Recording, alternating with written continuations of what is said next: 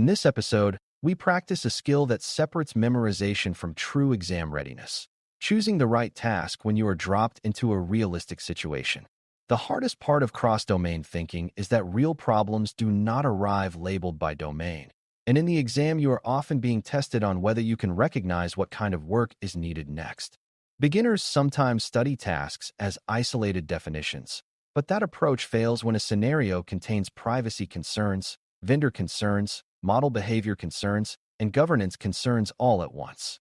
Cross-domain practice teaches you to notice the strongest signal in a situation and match it to the appropriate task, rather than trying to do everything at once. The point is not to memorize perfect answers, but to build a reliable habit of decision-making under uncertainty.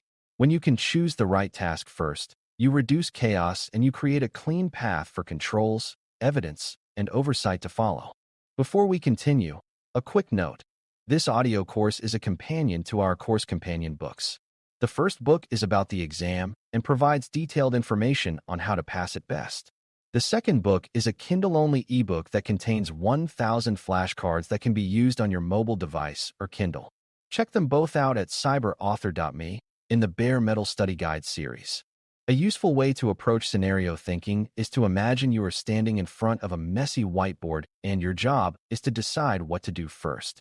The first decision is usually about whether you are defining governance boundaries, assessing risk, designing architecture, controlling data, validating behavior, or responding to an incident. Tasks 1 through 22 cover those categories, but they overlap, so the skill is recognizing which category is the primary need right now. If a scenario is about setting policy, accountability, and decision-making structure, you are in governance and program tasks. If it is about mapping risk and choosing controls, you are in risk lifecycle tasks. If it is about system design and trust boundaries, you are in architecture tasks. If it is about data flows and sensitive assets, you are in data tasks. If it is about model behavior and oversight, you are in trust and safety tasks. If it is about alerts and response, you are in incident tasks. Beginners should remember that you can handle the other issues later, but the exam often wants to see whether you can identify the first right move. Consider a scenario where a business leader says a new AI assistant should be rolled out to all customer support agents next month, and they wanted to answer customers directly without human review to save time. The temptation is to jump to technical controls like monitoring and logging, but the first task choice is usually about risk and governance boundaries. This scenario is high impact because it involves customer communications, and it proposes removing human oversight, which increases the chance of harm from incorrect or unsafe outputs. The right task emphasis would involve defining acceptable use, oversight requirements, and risk tolerance before allowing direct-to-customer automation.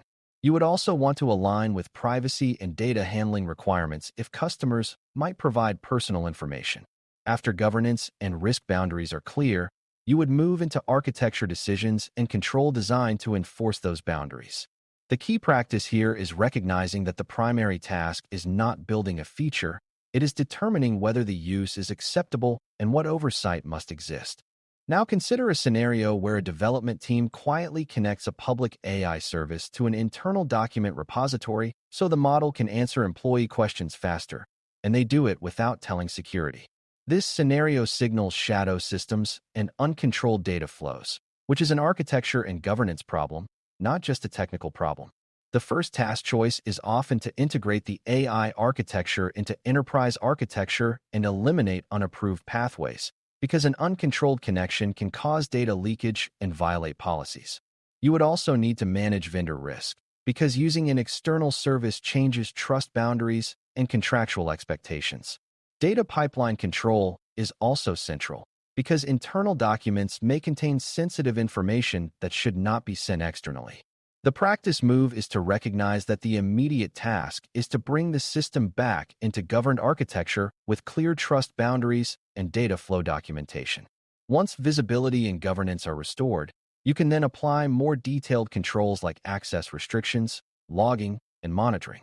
Consider a scenario where an AI model that supports internal analytics begins producing inconsistent answers after a data refresh, and analysts report that the model's confidence seems high even when answers are wrong. This scenario signals model drift and validation concerns, And the primary task is to test robustness and validate model behavior for accuracy and safety under the new conditions.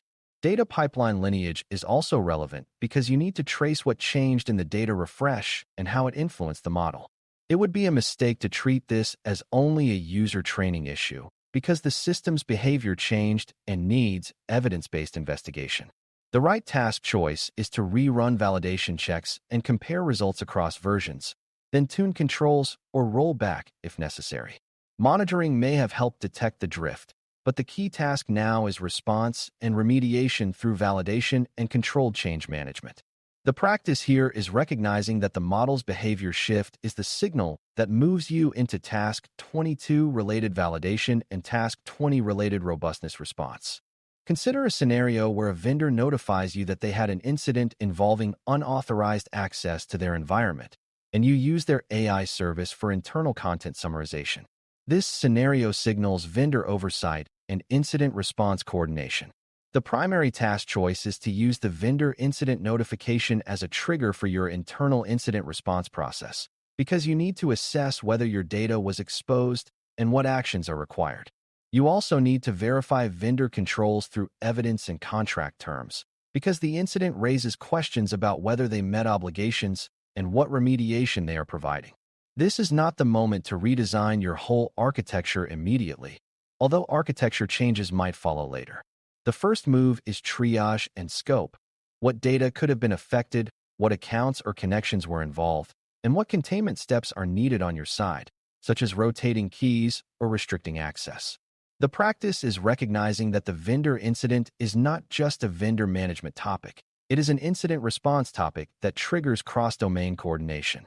Consider a scenario where internal logs show an employee account is repeatedly submitting prompts that appear to be attempting to extract confidential information from the AI system, and the prompts are escalating in complexity over several days. This scenario signals misuse and potential insider threat behavior, and the primary task choice is to connect monitoring to incident response so alerts lead to action. You must treat the pattern as an incident candidate, perform triage, and consider containment actions such as restricting the account's access, increasing oversight, and preserving evidence for investigation. You also need to examine whether access controls are too broad and whether the AI system's retrieval and data protections are correctly enforcing permissions. The practice here is recognizing that repeated probing is not only a policy violation, it is a security signal that requires structured response. At the same time, it is also a trust and safety scenario, because the user is trying to push the model into unsafe behavior. The first right task is incident response activation, followed by control tuning and possibly governance updates. Consider a scenario where auditors ask you to explain how an AI system decides whether to approve a customer refund, and they want evidence that the process is fair and that the organization can justify outcomes. This scenario signals explainability, governance alignment, and oversight. The primary task choice is to improve explainability so decisions are defensible and to ensure risk-based human oversight is in place for high-impact decisions. You also need to show that controls are owned and evidence exists, because auditors will ask for proof that the process is followed. If the system is truly making decisions that affect customers financially, the absence of clear explanations and oversight is a red flag. The practice is recognizing that the question is not about model accuracy alone, but about defensibility and accountability. Your response must focus on how decisions are made, what data is used, what controls prevent bias, and how humans review exceptions. That is cross-domain thinking because it requires connecting model behavior to governance and audit evidence. Consider a scenario where a team wants to speed up deployments by skipping some validation checks, arguing that they will monitor in production and fix issues later. This scenario signals pipeline security and control survivability, and the primary task choice is to secure build, train, and deploy pipelines for repeatable safe releases and to assign control owners and evidence. Monitoring is not a replacement for validation because monitoring detects issues after exposure, which can cause real harm. The right task is to reinforce that change management and validation are controls that treat risk before it reaches users. You would also connect this to governance. because leaders must approve whether the organization is willing to accept higher risk in exchange for speed. The practice is recognizing that shortcuts in the pipeline are not just engineering trade-offs. They are risk treatment decisions that must be managed intentionally. A mature approach uses automation and streamlined processes to keep checks in place while maintaining speed, not by removing the checks entirely. Across these scenarios, the key pattern is learning to identify the primary task category by reading the strongest signal.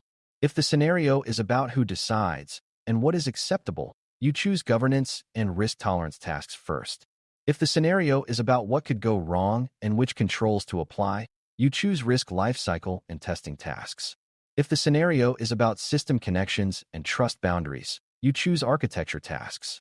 If the scenario is about where information goes and who can access it, you choose data pipeline and privacy tasks. If the scenario is about model behavior under pressure and user trust, you choose validation, robustness, and oversight tasks. If the scenario is about alerts, anomalies, and harmful events already in motion, you choose incident response tasks. Beginners should practice this mental sorting because it prevents you from panicking and trying to solve everything at once. It also mirrors how real professionals work, by stabilizing the situation with the right first move and then expanding into secondary tasks in a deliberate order. To close, cross-domain practice is about building a reliable decision habit. Read the scenario, identify the strongest risk signal, and choose the task that addresses the most urgent need first. Realistic situations blend domains, but the exam expects you to recognize which task is primary, which tasks are secondary, and what the logical next step is after the first action. When you practice matching scenarios to tasks, you stop thinking of tasks 1 through 22 as a list and start thinking of them as a toolkit. That toolkit lets you respond to vendor incidents, shadow systems, model drift, privacy risks, and audit questions with clarity instead of guesswork. The result is that your answers become more defensible, your controls become more coherent, and your response becomes more consistent, which is exactly what the certification is trying to measure. Thanks for listening.